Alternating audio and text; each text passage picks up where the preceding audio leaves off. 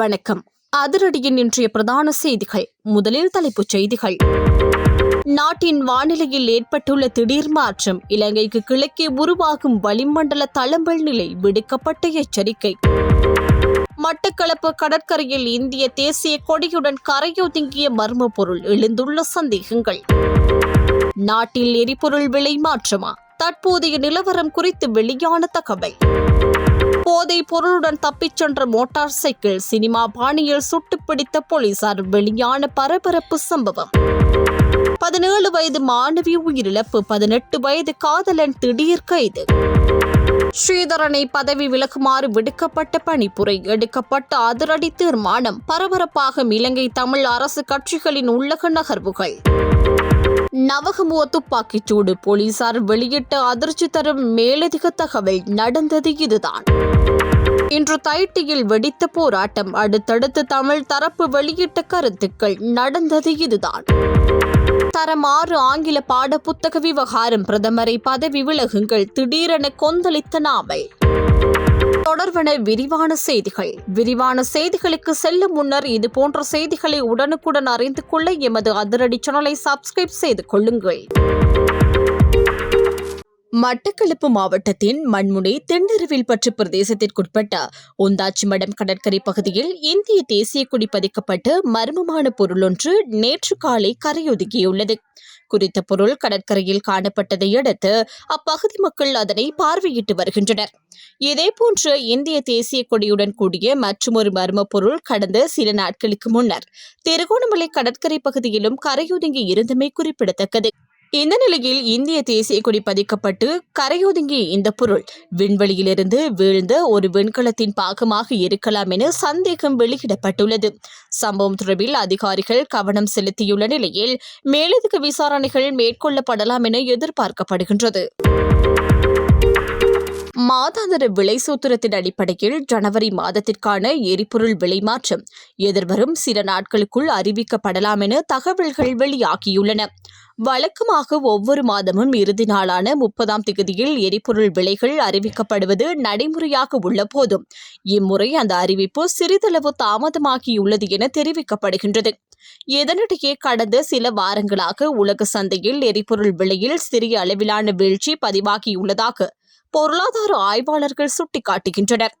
அதே நேரத்தில் அமெரிக்கா மற்றும் ஈரானிடையே உருவாக்கி வரும் அரசியல் மற்றும் ராணுவ பதற்றம் காரணமாக உலக சந்தையில் மீண்டும் எரிபொருள் விலை உயர்வு ஏற்படக்கூடும் என அச்சமும் நிலவுகிறது.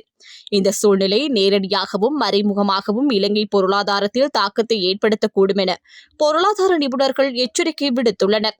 மேலும் சமீபத்தில் நாட்டை தாக்கிய தித்வா புயலின் பின்னணியில் ஏற்கனவே பொருளாதார சவால்களை எதிர்கொண்டு வரும் இலங்கை அரசாங்கத்திற்கு அமெரிக்கா ஈரான் இடையேயான பதற்றம் புதிய சவாலாக மாறக்கூடும் எனவும் கணிப்புகள் வெளியிடப்பட்டுள்ளன. கொழும்பு பொரளை சகஸ்புர பகுதியில் போலீசாரின் நிறுத்த உத்தரவை மீறிச் சென்ற மோட்டார் சைக்கிள் மீது போலீசார் துப்பாக்கிச்சூடு நடத்தியுள்ளதாக தெரிவிக்கப்படுகின்றது. இந்த சம்பவம் நேற்று முன்தினம் இரவு இடம்பெற்றதாக போலீஸ் தகவல்கள் தெரிவிக்கின்றன. போலீஸ் உத்தரவை மீறி வேகமாக சென்று மோட்டார் சைக்கிளை நிறுத்துவதற்காக மேற்கொள்ளப்பட்ட நடவடிக்கையின் போது துப்பாக்கிச்சூடு நடத்தப்பட்டதாக கூறப்படுகிறது. இதன்போது மோட்டார் சைக்கிளை செலுத்திய நபர் சம்பவ இடத்திலேயே கைது செய்யப்பட்டுள்ளதுடன் பின்புறத்தில் பயணித்த நபர் தப்பிச் சென்றுள்ளார். எனினும் தப்பிச் சென்ற அந்த நபர் பின்னர் வெயாங்குட பகுதியில் வைத்து போலீசாரால் கைது செய்யப்பட்டுள்ளார். கைது செய்யப்பட்ட மோட்டார் சைக்கிள் செலுத்துனரிடமிருந்து சுமார் 2 கிராம் ஹெரோயின் போதைப்பொருள் கைப்பற்றப்பட்டுள்ளதாகவும் போலீசார் தெரிவித்துள்ளனர். அந்த சம்பவம் தொடர்பில் கைது செய்யப்பட்ட இருவரையும் இன்று சனிக்கிழமை மாளிகாகந்த நீதவான் நீதிமன்றத்தில் ஆஜர்படுத்த போலீசார் நடவடிக்கை மேற்கொண்டுள்ளனர். இலங்கைக்கு கிழக்கு பகுதியில் உருவாகி வரும் வளிமண்டல தளம்பல் நிலை காரணமாக எதிர்வரும் 5ஆம் தேதியிலிருந்து நாட்டின் பல பகுதிகளில் மழையளவு அதிகரிக்கும் என வளிமண்டலவியல் திணைக்களம் தெரிவித்துள்ளது.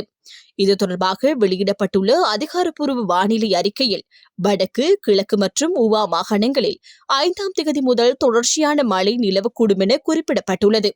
அதேபோன்று கிழக்கு மற்றும் ஊவா மாகாணங்களுடன் பொலனறுவை, மாத்தளை மற்றும் நுவரெலியா மாவட்டங்களிலும் இடையிடையே மழை பெய்யும் சாத்தியம் காணப்படுவதாக தெரிவிக்கப்பட்டுள்ளது.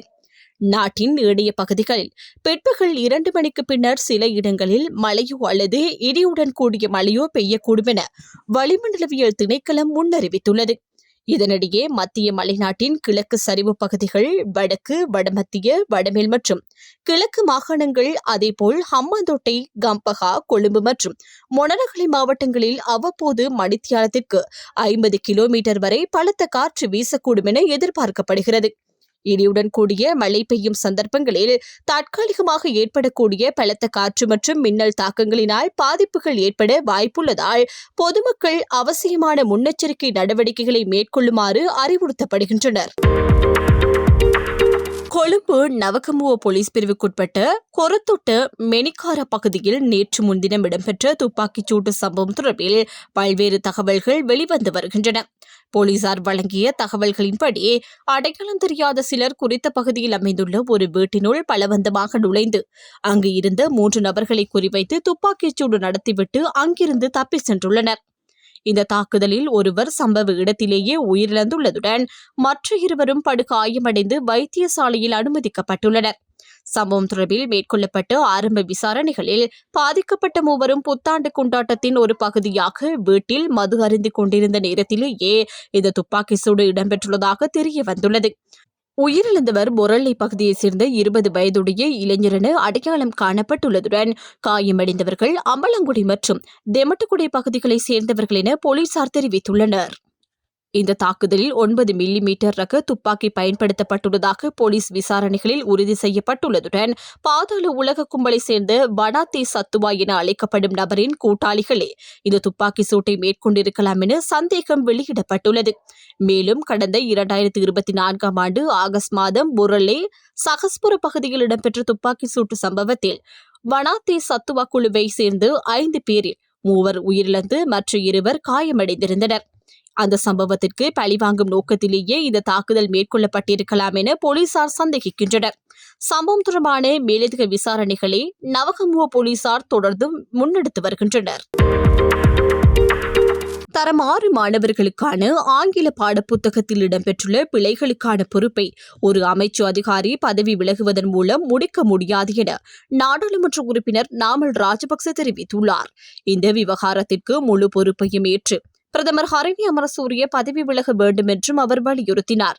பாடப்புத்தக விவகாரம் தொடர்பில் கல்வி அமைச்சின் செயலாளர் குற்றப்புலனாய்வு திணைக்களத்தில் முறைப்பாடு செய்துள்ளமை குறித்து கருத்து தெரிவித்து நாமல் ராஜபக்ச அந்த நடவடிக்கையில் கடும் விமர்சனத்துக்கு உள்ளாகியுள்ளார்.